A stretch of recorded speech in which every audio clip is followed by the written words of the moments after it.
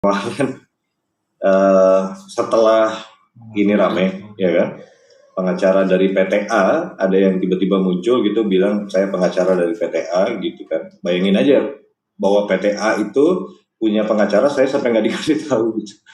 Saya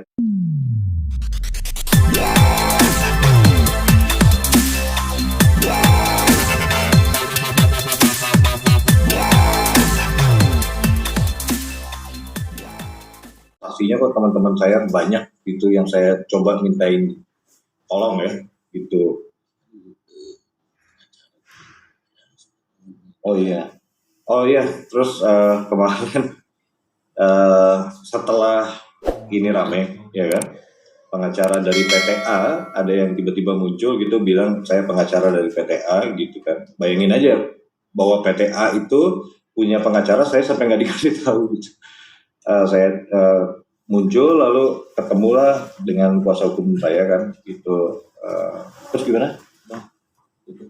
Cuma membahas permasalahan ini. Nggak ada yang prinsip. Nggak ada yang prinsip ya. Hanya memperkenalkan diri bahwa beliau adalah pengacara dari PTA. Ya gitu keadaannya. Jadi dengan semua pemberitaan yang terjadi, saya pahami bahwa mungkin terjadi salah paham. Meskipun kontaknya selama ini ke Yudi, direktur utama, karena menurut saya yang berkapasitas dalam perusahaan ya dalam kapasitas yang tepat lah ya, direktur utama gitu. Sementara saya fokus cari jalan secara pribadi gitu gimana ya.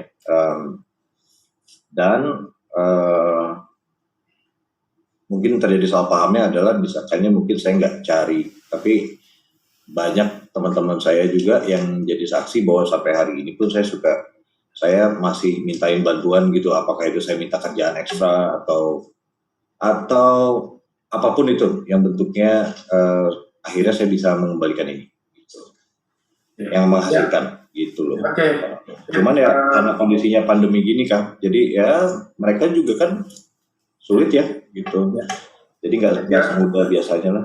Saya kira pembukaan dari David ini udah ditangkap dengan teman-teman wartawan, sehingga opini yang tadinya berat sebelah itu kita bisa lihat secara jernih.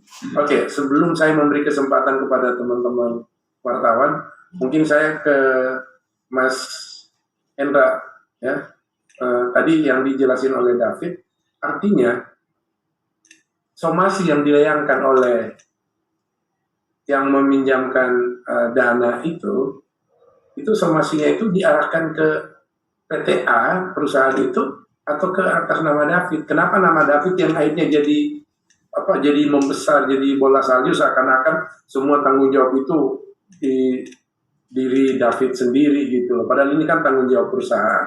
Justru David sedang bekerja keras untuk menunjukkan sikap moralnya untuk membantu sahabatnya si peminjam dana tadi.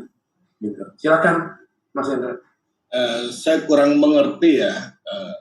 Tapi kalau by data yang saya baca itu nama David secara pribadi, tapi bukan dilayangkan ke PTA.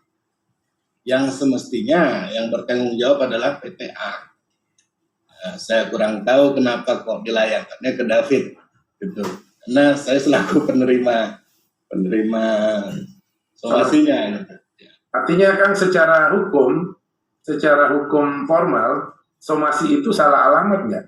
Betul, somasinya salah alamat. Yang semestinya harusnya ditujukan ke PTA. Karena di dalam perjanjian disebutkan itu kapasitasnya selaku salah satu direksi. Dan uang pinjaman pun ditransfer ke rekening PTA, bukan ke rekening pribadi David. Gitu Mas.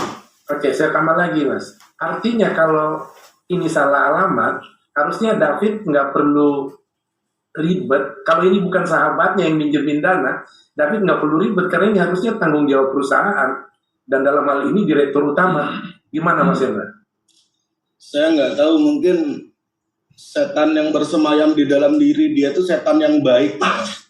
Itu dengan itikat baiknya itu dia mencoba menyelesaikannya gitu kan.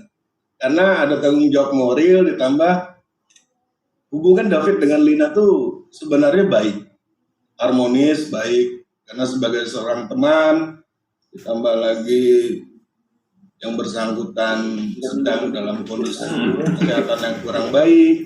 Jadi dengan itikat baik itu ya kemungkinan David bertanggung jawab secara moral ya, secara pribadi.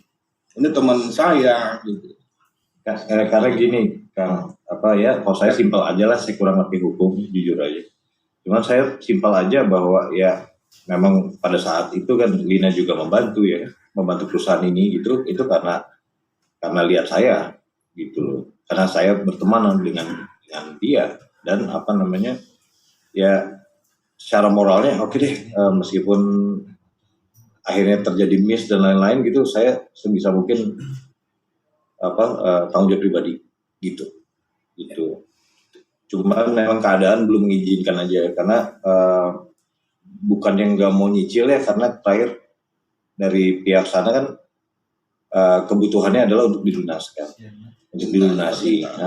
dan belum nyampe gitu uang yang saya cari-cari gitu. Jadi ya makanya sampai sebelum ini jadi besar ke media, kami udah mediasi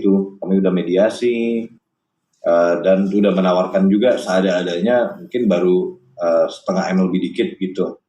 Itu bisa keterima dulu, paling nggak bisa berguna dulu deh gitu.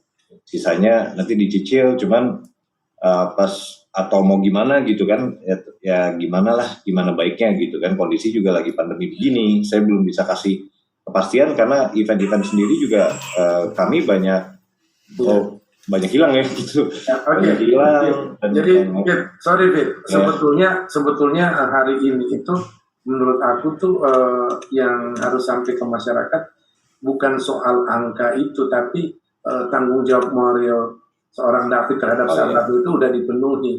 Cuman sayangnya perusahaan tempat David ikut membantu bekerja sebagai direktur komunikasi itu ternyata melakukan istilahnya secara hukum itu one prestasi itu ya, Mas Hendra ya.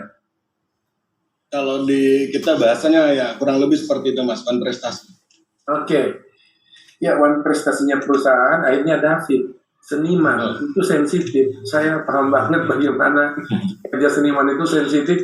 Nggak boleh ada temennya terluka, dia ikut ngerasa terluka. Padahal cukup dengan memberikan doa saja udah cukup. Tapi David turun tangan langsung. Itu luar biasa, Fit. Artinya ini kalau buat gue pribadi ini inspirasi buat kita ya.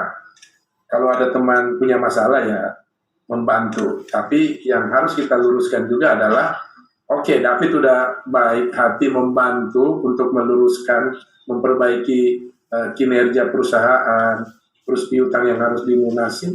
Tapi sekaligus David juga harus memikirkan dirinya sendiri bahwa ada tanggung jawab lain sebagai musisi, harus bekerja. Gua rasa David sekarang ini udah jadi jarang bunyiin keyboard nih, piano. Ya.